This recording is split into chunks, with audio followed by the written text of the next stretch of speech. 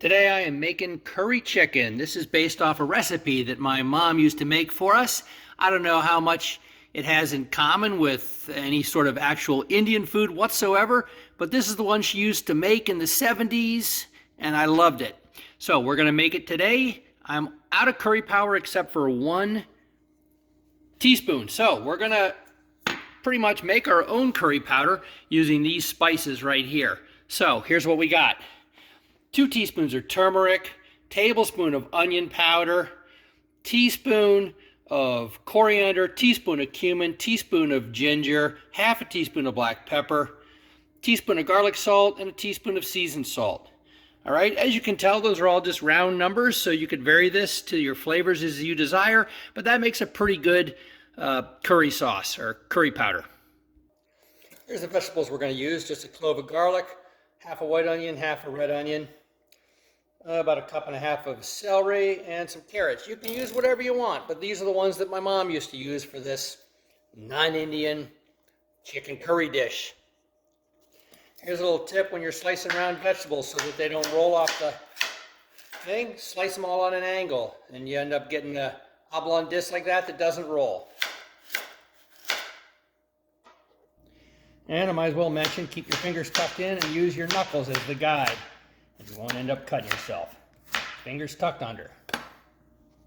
All right, this is going to be a braised or slow cooked dish with liquid. So I want a big pan with a good fitting lid that'll keep all the moisture in there. We'll put that on high heat. We'll add a little bit of vegetable oil once it heats up, and then we'll start browning our chicken. I'm going to use chicken drums, chicken legs, because I like the dark meat. It's a good way to use it. You can get it for only $1 a pound. All right, that's looking good. Whenever you get the chance, brown your meat in a recipe, because so much of the flavor comes from this browning, the Maillard reaction. If you just boil it or cook it without browning in a liquid, it's not going to have half the flavor. All right, let's add our spices. I got 2 cups of water that we'll start with. We'll put some of that in there, and then we'll put all those spices in there. Okay, and this is why I reserved some of the water, so I can get that in there, blend it all together. All right, there we go. All right, before we cook it, let's just do a quick taste test. All right, that's decent. No more salt in there. I'm going to thin that down a little bit. All right, clove of garlic.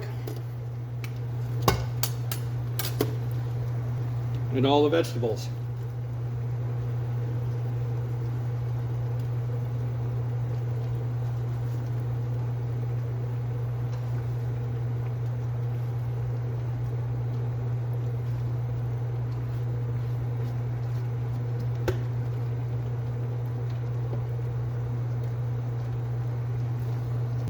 All right, now we can see how much fits in there. I'm going to add another cup of water, a little bit more. You could use wine if you want, or stock. Now we're going to turn that down to a simmer, cover that up, make sure it's got a good seal, let it go for an hour. Cooking's an art form. The recipe is not a limitation or a set of rules, it's just a guideline. Everybody copies dishes that they've seen from other people and add their own hints to it. My mom did that with this curry, and I'm going to do it right now. My son likes sweet potatoes. I happen to have 2, so we'll cut them up and we'll add them in. Nothing epitomizes how people take a recipe and make it their own like this story I'm about to tell you.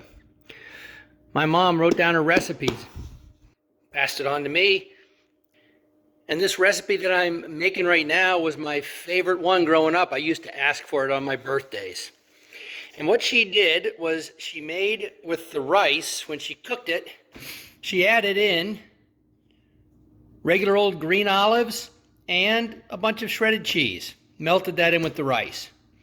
I didn't know any better. I thought that was straight up Indian food. So when I grew up and went off to college, first time I went to an Indian restaurant, I asked the waiter, but where's the olive and cheese rice? which I thought was the defining characteristic of Indian food. And they laughed at me and said, we never heard of such a thing.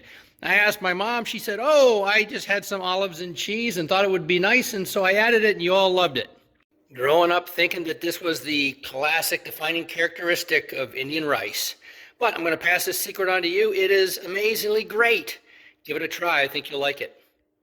There it is, my family's secret chicken curry recipe. If you enjoyed the video, give me a thumbs up and a like. I'd appreciate it. And if you like this type of content, I'd appreciate if you subscribe to the channel.